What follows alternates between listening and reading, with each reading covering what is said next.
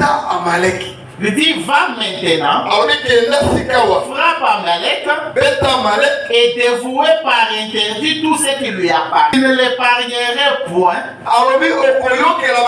et tu feras mourir hommes et femmes,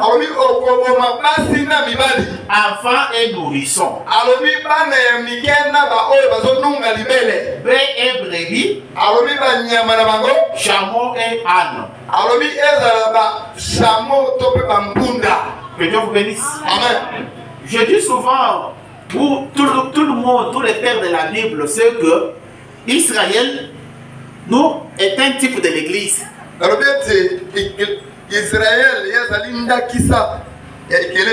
Nous, l'église, aujourd'hui, nous sommes comme Israël spirituel. Et ça, tous les pères de la Bible le savent. Dieu envoie un prophète pour oindre Saoul qui devait être roi. Et Dieu lui rappelle, au nouveau roi.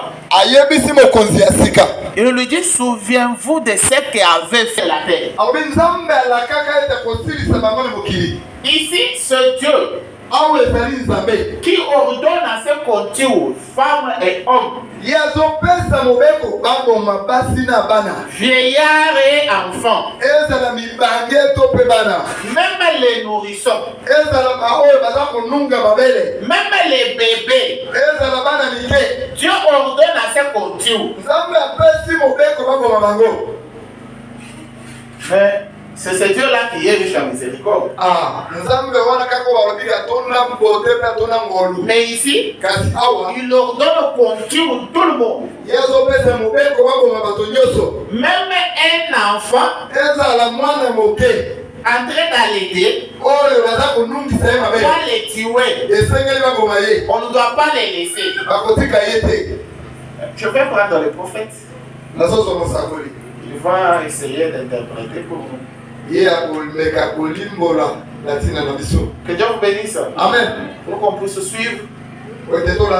Mon sujet, c'est exterminer toutes ces choses qui sont en vous.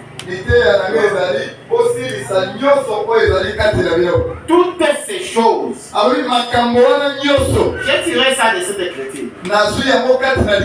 Dieu ordonne qu'on tue même les bébés. En parlant des bébés ici, parce que nous sommes une épouse parole, on fait allusion même à ce que les gens appellent des petits péchés.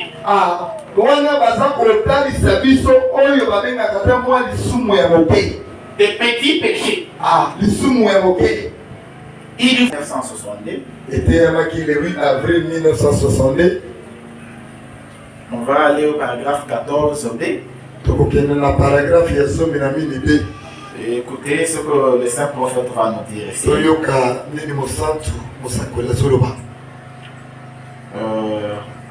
Comme prophète de Dieu qui ne peut pas mentir. Parce qu'il écarte la pensée de Dieu. Et il nous la donne. Le prophète dit ceci. Le péché est tellement envoûtant.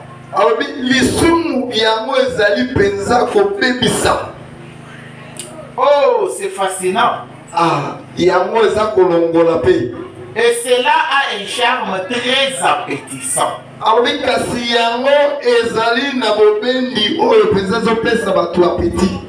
Que Dieu vous bénisse. Amen.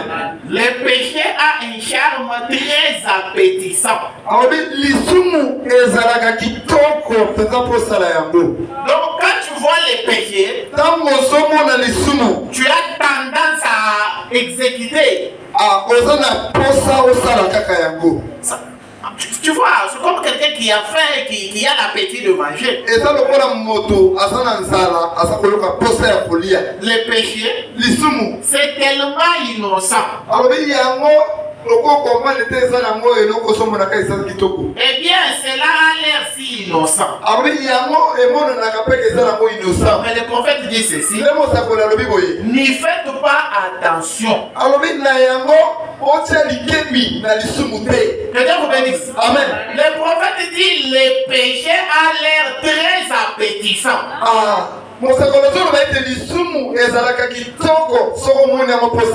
Mais n'y faites pas attention.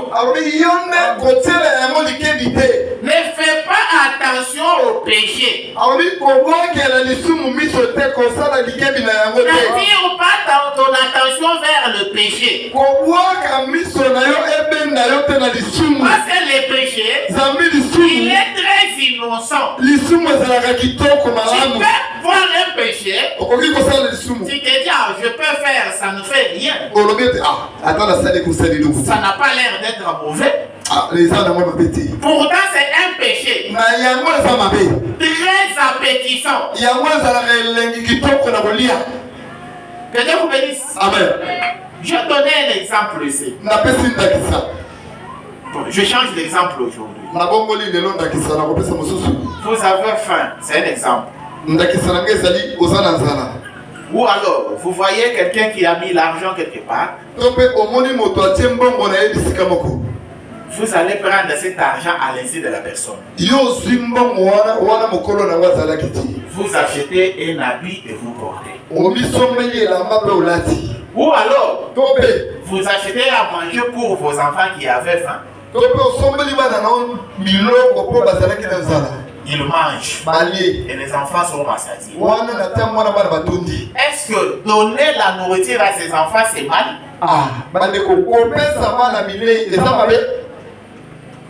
Vous pouvez me répondre? Que Dieu vous bénisse. Est-ce que donner la nourriture aux enfants c'est mal? Vous voyez que ce n'est pas mal. Et quelqu'un peut aller voler pour donner la nourriture à ses enfants. Et pourtant, le vol, c'est ce qui est mauvais. Donc, tu peux te dire à toi, je vais voler pour résoudre tel problème à l'église. Frère Branham me dit, le péché est très appétissant. Mais n'y faites pas attention.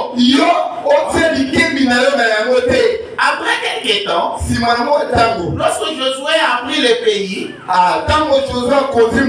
Dieu lui a dit, détruis complètement tout ce qui s'y trouve. Ne laisse rien. Eh bien, pourriez-vous vous imaginer certaines de ces femmes israélites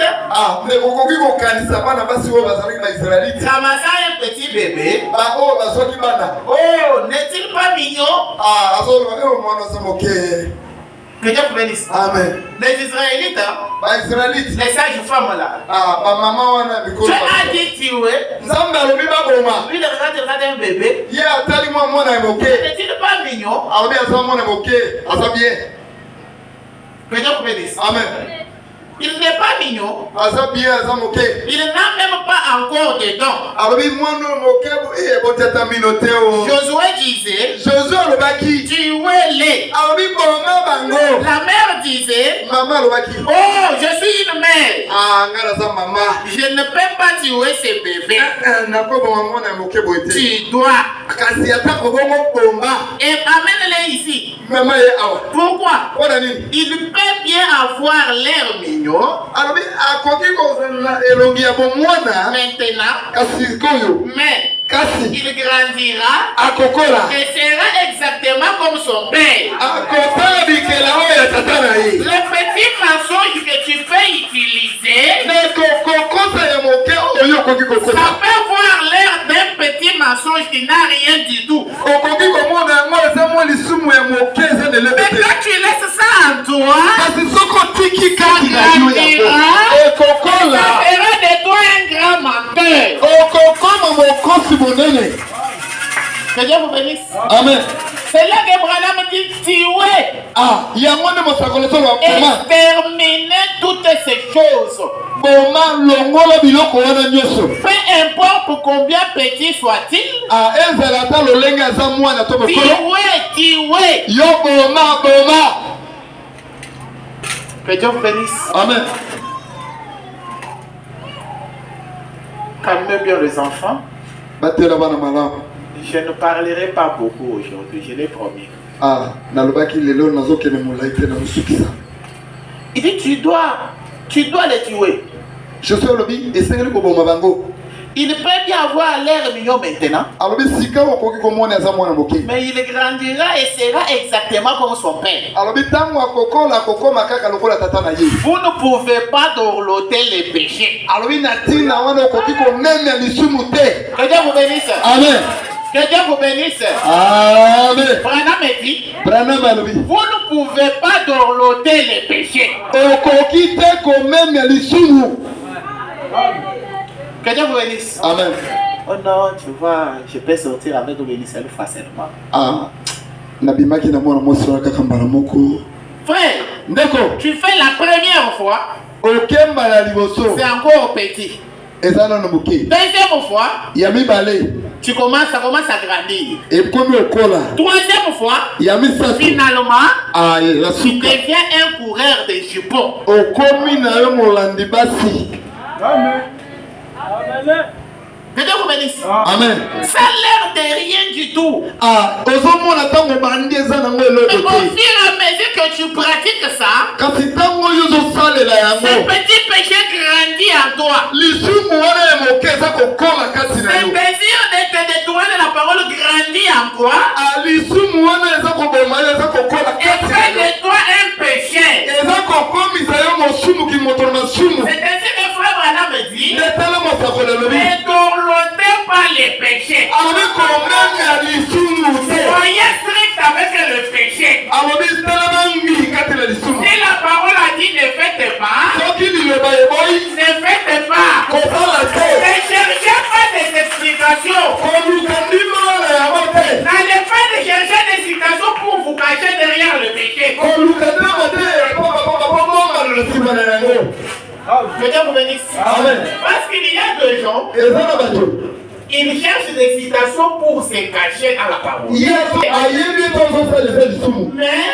ils cherchent des citations. Parce que vous ne voulez pas écouter la parole. La parole dit là, les voiles pour une femme, c'est tous ses cheveux. Tu commences à raisonner. Alors Branham me dit, arrangez. Mais ne ressemblez pas au monde. Mais attention, la volonté parfaite de Dieu, c'est que nos femmes gardent ses cheveux naturels. C'est ça la volonté parfaite de Dieu. Arrangez. Mais ne ressemblez pas au monde. Ça devient une volonté permissive. La volonté permissive, elle amène toujours une conséquence.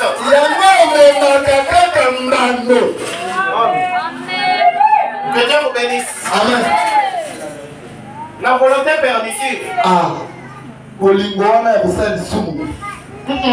J'ai dit la volonté permissive.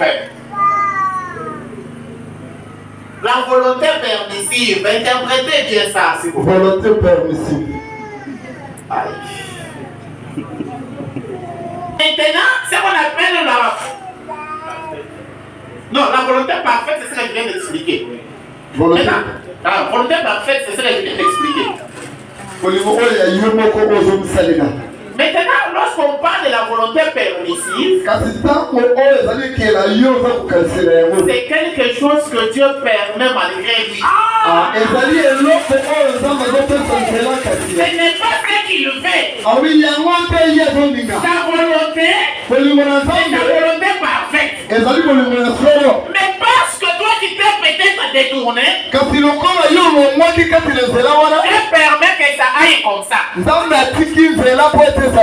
vais prendre un exemple. La parole de Dieu fait qu'une femme se marie vierge. Que Dieu vous bénisse. Amen. Que Dieu vous bénisse. Amen. Maintenant, toi tu es allé jouer avec frère Moukadji quelque part. Tu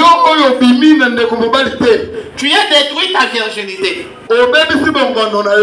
Maintenant, parce que tu es dans cet état-là, Dieu permet que tu te maries comme ça. Ça, c'est sa volonté parfaite. La volonté parfaite de Dieu. Une femme qui n'a pas été touchée est dans un mariage comme ça. Dans la volonté permissive, il y a toujours des conséquences. Mais c'est pourquoi un chrétien va chercher la volonté parfaite de Dieu.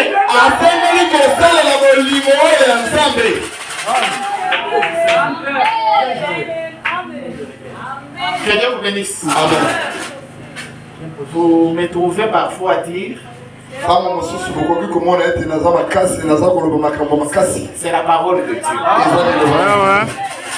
Je ne serai jamais derrière quelqu'un pour suivre sa vie. Et ceux qui sont sur TikTok, pardonnez-moi, je ne vous suivrai plus. C'est votre vie. Chacun est responsable de sa vie. Un enfant de Dieu, je suis la parole de Dieu. Et parce que le pasteur m'a fait confiance, il a permis que j'apporte la parole. Je dois porter la parole telle qu'elle est. Que Dieu vous bénisse. Je ne dois pas essayer de faire des compromis. Il faut que je dise la parole telle qu'elle est. Que Dieu vous bénisse. Je n'ai rien contre quelqu'un. Je ne condamne personne. Mais j'apporte la parole. C'est là que j'ai toujours attiré l'attention de parents. Les parents ont un grand travail à faire sur leurs filles qui sont encore petites.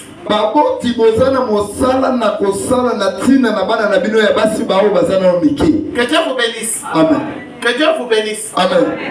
Ne souhaitez pas que vos enfants brisent la parole. Veillez sur vos filles. Que Dieu vous bénisse. Amen. Moi, je n'ai fait que dire la parole. Il dit ne dorlotez pas les péchés.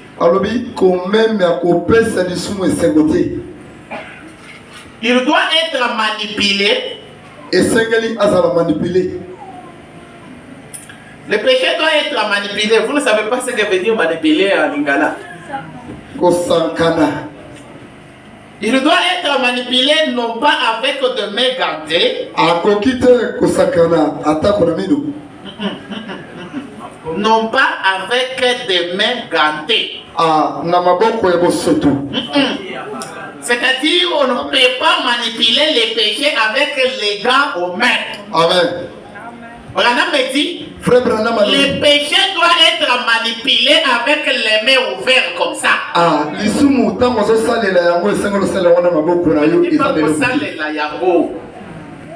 C'est une façon de résister au péché.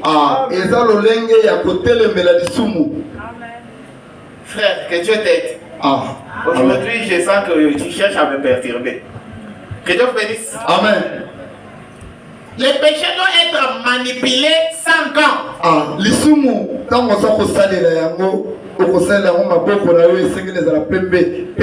Nous voulons être gentils. Nous voulons être gentils. Tolingi kozala malamu papa Irak.